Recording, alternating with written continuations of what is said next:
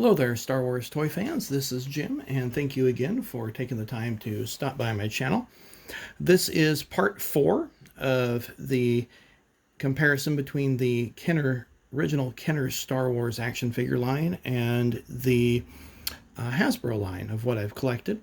If you like this video, please give it a thumbs up, and if you have not subscribed, please feel free to do so. So today's video is going to be pretty short, and it's going to concentrate primarily on the Imperial forces that came out for the Star Wars movie between the figures that came out between 1978 and 79. And so the three that you see featured here are, of course, Darth Vader, the Death Squad commander, later called the Star Destroyer commander, and then the Stormtrooper.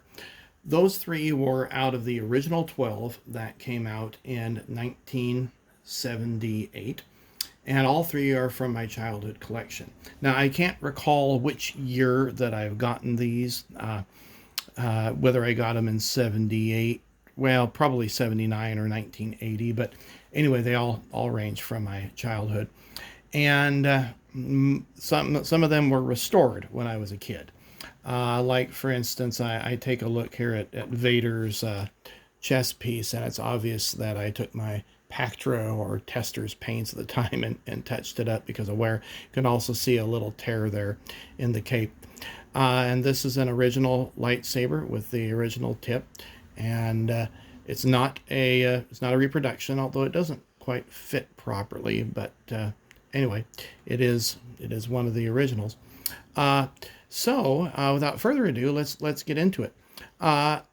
So the original figures had 5 points of articulation. So you have a head that turns, you have the arms that come up and down, of course the legs that allow him to sit, and probably I would guess that the cape tore just from getting him inside the TIE fighter that I had of his. The lightsaber, this is just a single retracting one, and it does come out and pop right back in again. And you can see the holes there for the feet. Now, comparing that with the Hasbro ones that I have collected, I have two different Darth Vaders. This one is from the Gunner Station that came out in 1999. I particularly like this one and the fact that he's got a cloth cape, so it enables him to be able to sit, and then he's got bendable knees that allows him to be able to sit properly within the TIE fighter. Now, I don't have the Gunner Station anymore. I don't know what I did with it, but it wasn't really all that important as the action figure was. The other Darth Vader that I have is scaled down a bit. This is from the 1998 version with the removable helmet. And I really like this one. And the fact that you could pop off his helmet, you can see Anakin's face. It does happen to have a vinyl solid cape, but the cape is removable, should you choose to do so. There we go. And he has 5 or 6 points of articulation, just like the other Darth Vader did.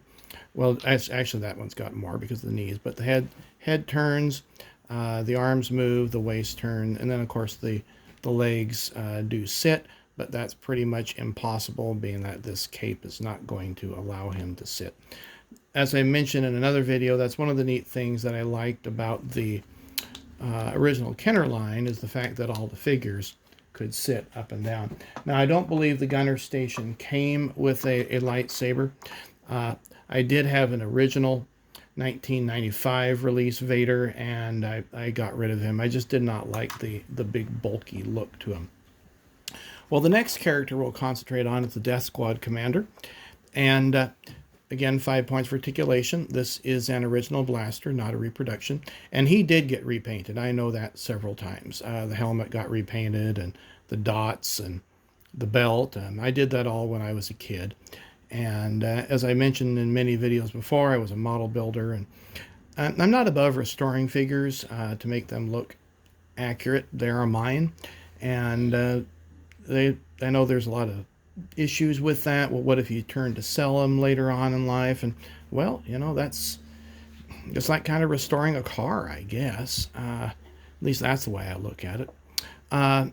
So anyway, he's got that Imperial Blaster. Let's compare him to the Death Squad commander that Hasbro produced in 1998. Now, they call him the Death Star Trooper. He does have a removable helmet, which is kind of cool. 6 points for articulation, so the head turns, the waist swivels. He does bend at the hips there, but not too far. He really, I guess he can sit fairly decently. I like the Imperial insignia stamp there, very nicely done.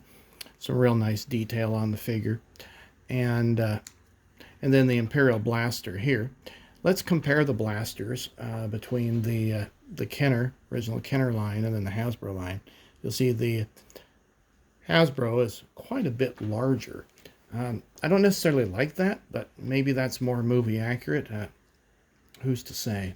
Well, let's finish it up here with the Stormtrooper. Now, this is the vintage Stormtrooper from my childhood, and some of you may notice, my gosh, how white he is. Well, that's what happens when you keep them inside the case.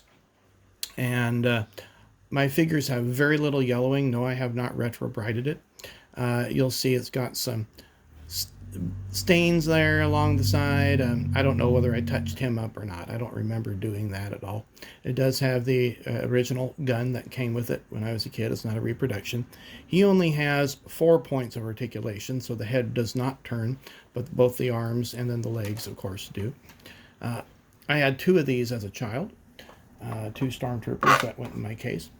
Now, this is Hasbro's release of the Stormtrooper that came out in 1995.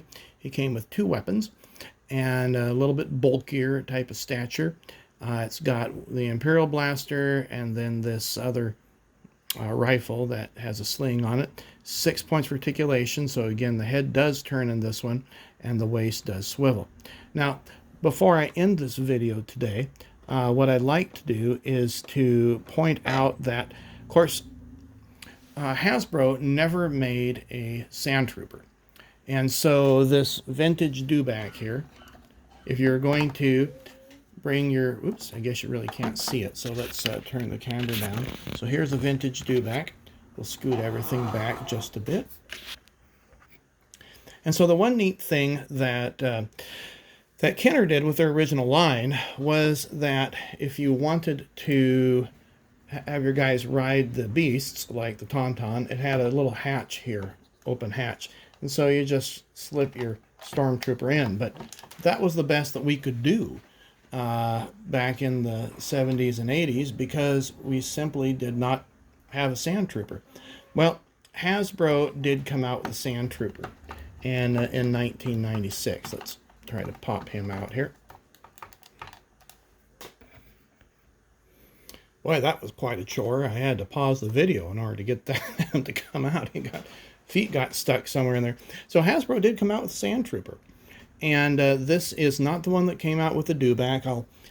Thinking maybe I'll put together another video just on the Hasbro Sandtroopers that I've got. But anyway, it's a nice sculpt. And now, now we can actually have Sandtroopers that go along with the troops, or with the Dewbacks.